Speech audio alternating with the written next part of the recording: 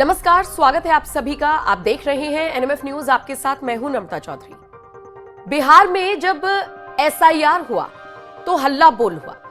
हल्ला बोल किया विपक्षी दल के नेताओं ने, सड़क पर बैठ बैठ कर, तो मार्च निकाल कर, तो सड़क को जाम करते हुए एक मैसेज देने की कोशिश की गई कि वोटर्स का हक उनसे छीना जा रहा है। जबकि चुनाव आयोग द्वारा जो एसआईआर करवाया गया, या कह लीजिए कि वोटर लिस्ट रिवीजन कराया गया, उसके पीछे की वजह यह थी कि कुछ नाम ऐसे जुड़े हुए थे जिनका कोई औचित्य नहीं था। कुछ ऐसे लोग थे जो रहते ही नहीं है उस इलाके में, लेकिन उनका वोटर आईडी कार्ड बना हुआ है। कुछ लोग ऐसे थे जो इस दुनिया में ही नहीं है, उनका भी नाम उसमें मौजूद था। और निश्चित तौर पर कुछ लोग ऐसे थे जो भारत के हैं ही नहीं, यानी फर्जी वोटर्स, घुसपैठिए। 65 लाख नाम कटे और कई लाख नामों को जोड़ा भी गया जो इस लिस्ट से वंचित थे, जो इस अधिकार से वंचित थे। बिहार में एसआईआर पर जितना बवाल विपक्षी दल काट सकते थे उतना काटा। और अब बारी है बंगाल की। बंगाल में एसआईआर को लेकर तो नहीं, लेकिन हां, वोटर लिस्ट अपडेट को लेकर तैयारियां जरूर जोर शोर से की जा रही है। और इन सब के बीच एक बड़ी गड़बड़ी का खुलासा हुआ है। 2002 की जो वोटर लिस्ट थी उसे जब मैच किया गया 2025 की लिस्ट से, तो कई नाम मिले ही नहीं, गायब मिले, मिसमैच हुए कई नाम। और कई से मेरा मतलब है 2-4 नाम नहीं, 50%। 50%, यानी कि आप ये समझ लीजिए कि जितने वोट डाले गए उनमें से आधे नाम अब है ही नहीं।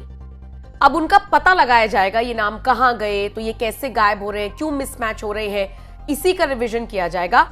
और एसआईआर से पहले इसे आप प्री एसआईआर कह सकते हैं, जो फिलहाल किया जा रहा है। वर्तमान स्थिति क्या है, मैं आपको ग्राफिक्स के जरिए समझाती हूं। इलेक्शन कमीशन ऑफ इंडिया ने 15 अक्टूबर 2025 तक सभी प्रारंभिक कार्य, मतलब कि शुरुआती कार्य, जैसे कि बीएलओ का चयन, तो फॉर्म वितरण, तो डिजिटल रिकॉर्डिंग पूरा करने का निर्देश दिया था। ये डेडलाइन पास हो चुकी है। अब एसआईआर की शुरुआत का इंतजार है। सीनियर ईसीआई अधिकारी 7 से 9 अक्टूबर को कोलकाता और कई और जिलों में बैठकें कर रहे हैं, जहां पर तैयारियों की समीक्षा हो रही है।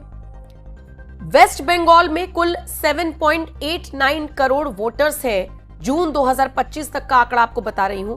और एसआईआर जनवरी 2025 की अंतिम वोटर लिस्ट को आधार बनाएगा। इससे पहले क्या हो चुका है, जनवरी 2025 में स्पेशल समरी रिवीजन यानी एसएसआर पूरा हुआ, वोटर लिस्ट अपडेट की गई। ये एसआईआर से अलग है, इसको जोड़कर ना देखा जाए। अक्टूबर में ईसीआई टीम ने बीएलओ चयन और लॉजिस्टिक मुद्दों पर वेरिफिकेशन किया, लेकिन यह मुद्दा एसआईआर का हिस्सा नहीं है। कुल मिलाकर देखा जाए तो एसआईआर से पहले की जो चुनावी प्रक्रियाएं हैं उन पर फिलहाल जोर दिया जा रहा है और उन्हीं में गड़बड़ी पाई गई है। क्या गड़बड़ी पाई गई है? बताया जा रहा है कि चुनाव आयोग जो है उसने जो प्री एसआईआर कराया है उसमें वेस्ट बंगाल के 7 जिलों में लगभग 50% नाम वर्तमान 2025 वोटर लिस्ट से मिसमैच है, गायब है। 15 अक्टूबर को जब डेडलाइन क्रॉस हो गई तब यह खुलासा हुआ। एसआईआर की तैयारी का यह हिस्सा है, लेकिन एसआईआर नहीं है। खबर यह मिल रही है कि नवंबर से एसआईआर भी शुरू हो सकता है। प्री एसआईआर है क्या, या 2002 लिस्ट का इस्तेमाल क्यों किया गया, इसे भी ग्राफिक्स के जरिए समझिए। एसआईआर से पहले की तैयारी है प्री एसआईआर, जिसमें वर्तमान वोटर लिस्ट 2025 को आखिरी एसआईआर 2002 से मैच किया जाता है। 2002 को बेंचमार्क बनाया गया क्योंकि तब आखिरी एसआईआर हुआ था। बिहार में 2003 लिस्ट का इस्तेमाल हुआ था। उद्देश्य है फर्जी या अवैध नामों की पहचान करना, जैसे घुसपैठिए, मृत व्यक्ति या माइग्रेटेड वोटर। मैच न होने पर दस्तावेज जैसे कि जन्म प्रमाण पत्र, आधार आदि मांगे जाएंगे। प्रक्रिया 15 अक्टूबर तक सभी जिलों में बीएलओ, ईआरओ द्वारा मैपिंग पूरी करनी थी। ईसीआई ने 40% बाकी काम के लिए 7 दिन की डेडलाइन दी है। अब इलेक्शन कमीशन ऑफ इंडिया ने 7 जिलों झारग्राम, कोलिम्पोंग, कोलकाता नॉर्थ, ऐसे कई इलाके हैं जिसमें मैचिंग पूरी कर ली, लेकिन 40 से 45 और कहीं कहीं पर मतलब कुछ जिलों में 50% तक नाम मिसमैच हुए हैं। जैसे झारग्राम का जिक्र करूं तो 51.36% ही मैच हुआ है। गायब जो नाम है या जो मिसमैच है या जिनमें कंफ्यूजन है उनकी संख्या है 48.64%। देखिए छोटा मोटा आंकड़ा नहीं है, ऑलमोस्ट आधा। ऐसे ही कालिम्पोंग का भी यही हाल है, 65.27% तो मैच हो गया, लेकिन बाकी का 34.73% गायब है। ऐसे ही कोलकाता नॉर्थ का हाल है और ऐसे ही कई और भी जिले हैं। ऑन एन एवरेज अगर देखा जाए कुल मिलाकर वेस्ट बंगाल में 7.89 करोड़ वोटर्स हैं।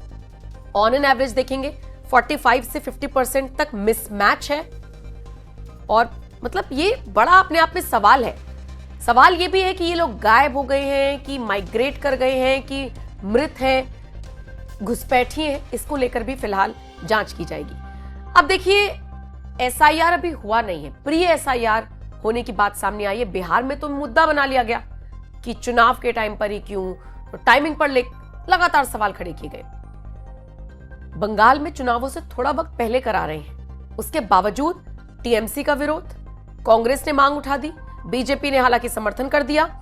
अब देखिए जैसे टीएमसी ने विरोध जताया है, कहा है कि कोई धर्म विशेष के वोटर ना हटे। टीएमसी एमपी लगातार बयान दे रहे हैं। बीजेपी ने समर्थन कर दिया है, शुभेंदु अधिकारी ने इसे घुसपैठ सफाई कहा है और एसआईआर से फर्जी वोटर हटेंगे ये कहना है। कांग्रेस ने 16 सूत्री पत्र, जन्म प्रमाण पत्र की अनिवार्यता हटाओ ऐसी मांग कर डाली है। धमकियां टीएमसी नेताओं की तरफ से लगातार दी जा रही हैं। ईसीआई का स्टैंड क्लियर है, असली वोटर्स शामिल होंगे, भले ही वो 2002 की लिस्ट में ना हो, लेकिन जांच पूरी सख्ती से की जाएगी। एसआईआर को लेके उनका बीजेपी का जो स्टैंड है, टीएमसी का जो स्टैंड है, पार्लियामेंट में भी के खिलाफ है। एसआईआर में अगर कोई नाम बच जाए जो बोल रहा है तो आंदोलन होगा, उस पर क्या समर्थन देना चाहेंगे?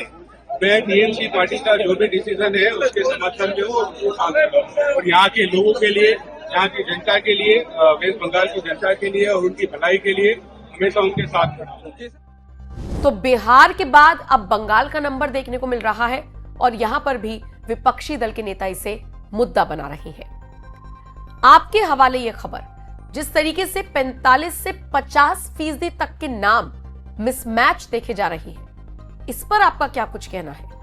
और आपको क्या लगता है कि एसआईआर राज्य दर राज्य होना चाहिए या पूरे देश में हो जाना चाहिए एक बार में?